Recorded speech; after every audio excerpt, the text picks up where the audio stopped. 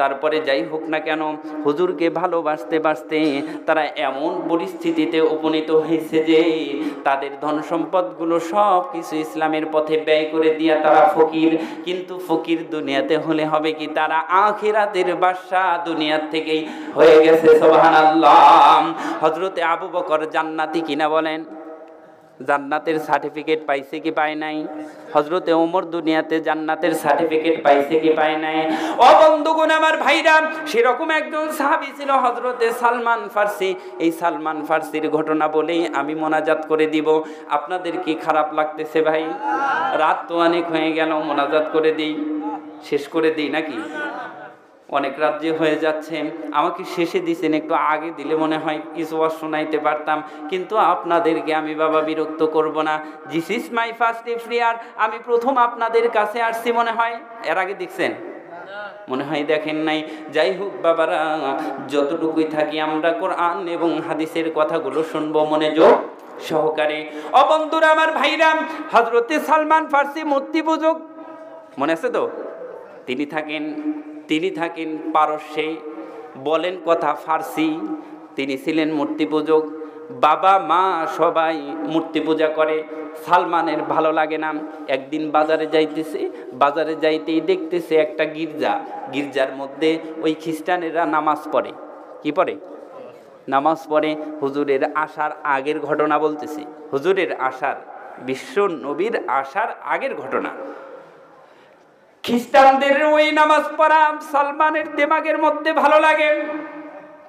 সত্য সন্ধানী হতে হবে, হক খুঁজতে হবে, বাতিলের কাছে যাওয়া যাবে না। হযরতে সালমান তখন দেখতেছে গির্জার মধ্যে মানুষ নামাজ পড়ে, দেখে যে ভালোই। গির্জার পাদ্রীর কাছে যায়, ডাক দিয়ে বলে, আপনি যে নামাজ পড়েন এটা কাকে অনুসরণ করেন? বলে, আল্লাহকে অনুসরণ করি। খ্রিস্টানরা নামাজ পড়ে কি পড়ে না? খ্রিস্টিয়ানরা কিন্তু নামাজ পড়ে। ও বন্ধুরা ভাইরা, সালমান ডাক দিয়া বলে, আমি আপনাদের ধর্মে আসতে চাই। কেমনে আসবো বুদ্ধি দেন। বলে, তুমি যদি আমাদের ধর্মে আসতে চাও তাহলে ঈমান আনতে হবে, কালেমা পড়তে হবে। কি কালেমা? লা ইলাহা ইল্লাল্লাহ, কি মুহাম্মাদুর রাসূলুল্লাহ না ঈসা রুহুল্লাহ। ঈসা রুহুল্লাহ, নবী আসেইনি। সালমান যায় পাদ্রীর কাছে গোপনে খ্রিস্টান হয়ে গেছে। খ্রিস্টান হয়ে যাওয়ার পরে পাদ্রীকে ডাক দিয়া বলে, আমার ধর্ম থেকে যখন আপনার ধর্মে আমি চলে আসলাম, আমাকে একটু প্রোটেক্ট দেওয়া লাগবে, আপনি একটু সাহায্য সহযোগিতা করেন। বলে, সর্বোচ্চ সাহায্য সহযোগিতা করব। অন্য ধর্ম থেকে যদি আমাদের মুসলিম ধর্মকে গ্রহণ করে তাকে আমরা প্রোটেক্ট এবং সাহায্য সহযোগিতা করি কি করি না? সালমানকে বলছে, ঠিক আছে করব। তাহলে কি করা যায়? বলে, তুমি বাসায় যাও, তুমি যে খ্রিস্টান হয়েছে একটু গোপন রাখো। বাবাকে যায় বলতেছে, আব্বা ওই যে আমাদের বাজারের পাশে যে একটা গির্জা আছে, ওইখানে যে নামাজ টামাজ পড়ে, ওইখানে তো ভালোই লাগে। ওরা কোন ধর্মে? বাবারে ডাক দিয়ে বলতেছে। বাবা মনে মনে বলতেছে, খাইছে রে সন্তান বুঝি আমার ধর্ম বাদ দিয়া খ্রিস্টানের ধর্মে মনে হয় ডায়াবেটিস হয়ে গেছে, ওই দিকে যাবে। সালমান ডাক দিয়া বলে, আব্বা গো বলেন না কেমন? বলে, হ্যাঁ ভালোই তো। বলে, আব্বা ওই ধর্মে আপনি কেন যান না? বলে, ওইটা আমাদের বাপ দাদা মানে না, ওইখানে যাওয়া যাবে না, তুমি যেই ধর্মে আছো এটাই ভালো। সালমান ডাক দিয়া বলে, না আব্বা, তারা যে নামাজ পড়ে খুব ভালো লাগে, নামাজ পড়ে দেখতে ভালো লাগে। সালমান সত্য সন্ধানী। দেখেন, নবী আসার আগের ঘটনা, অনেক আগের ঘটনা। সালমান ফার্সি ডাক দিয়া বলেন, বাবাকে এক পর্যায়ে রাগান্বিত হইয়া আমি বলি ফেললাম, আব্বা আমি পাদ্রীর কাছে যাইয়া কালেমা পড়ে নিছি, কালেমা পড়ে আমি খ্রিস্টান হয়ে গেছি। আব্বা তখন রাগান্বিত হইয়া ডাক দিয়া বলে, বেটা রে, তাহলে তোরে তো ছাড় দেওয়া যাবে না, তোরে তো আমি মাপ দেব না। সাথে সাথে বাড়ির লোকজনদের ডাক দিয়া বলে, দেখো আমার ধর্মের চুনকালি দিছে সালমান, বেটারে আটক করো। সেকল দিছে পায়ে, হাতে দিছে সেকল, বিপদ আছে না নাই? ও ও বন্ধুরা ভাইরা, হযরতে সালমান এমন পর্যায়ে পড়ে গেছেন যে এখান থেকে ছুটে আসার কোনো কায়দা নাই। হযরতে সালমান চিন্তা করলো কিভাবে বের হওয়া যায়, কিভাবে বের হওয়া যায়। কলা কৌশলে সেকুলটা ভাঙিয়া ওইখান থেকে বাহির হইয়া ওই গির্জালয়ে চলে গেছে। গির্জায় যাইয়া পাদ্রীকে ডাকতে, আবার পাদ্রী, ও বুজুর্গ ব্যক্তি, আপনি আমাকে সন্ধান দেন, আপনাদের এই ধর্মের সবচাইতে বড় পাদ্রীকে, তার কাছে যাইতে চাই। আমি পারস্যে থাকতে চাই না। আমি যদি একটা মুহূর্ত থাকি, আমার আব্বা আবার আমারে আটক করবে, আমারে ধরিয়ে নিয়ে যাবে। আমাকে একটু মুক্তি দেওয়ার ব্যবস্থা করেন। আপনি একটু বলে দেন কোথায় গেলে আমি আপনার ধর্মের বড় বড় আলেমদেরকে পাবো। ওই পাদ্রী ডাক দেয়া বলে, সালমান, তুমি যদি ওই আমার ধর্মেরটা ভালোভাবে বুঝতে চাও তাহলে তোমাকে সিরিয়ায় যাইতে হবে। তুমি সিরিয়ায় চলে যাও। সালমান আর দেরি করলেন না, রাত্রি গভীরে রওনা করে আর দিনভর পাহাড়ের কিংবা কোনো জায়গায় আত্মগোপন করে। হযরতে সালমান ওইখান থেকে আস্তে আস্তে চলে আসছে সিরিয়ায়। সিরিয়ায় আসার পরে দেখতেছে আসলে একটা বড় পাদ্রী, একটা বড় গির্জালয়। ওইখানে যাইয়া ওই পাদ্রীর কাছে যাইয়া সালাম বিনিময় করিয়া তার সাথে কথোপকথন বলতেছে আর তার সমস্ত ঘটনাগুলো খুলে বলছে যে আমি এইভাবে খ্রিস্টানে চলে আসছি, আমাকে একটু ধর্মকর্ম শিখান, আমারে একটু আপনার ইনজিল শিখান।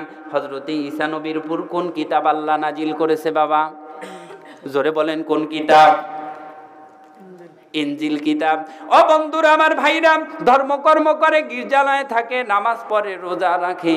এমন সময় হযরতে সালমান ফলো করে ওই পাদ্রীকে ফলো করতে করতে সালমান ধর্মের জ্ঞান, খ্রিস্টানের অনেক কিছু সে জানিয়ে ফেলছে।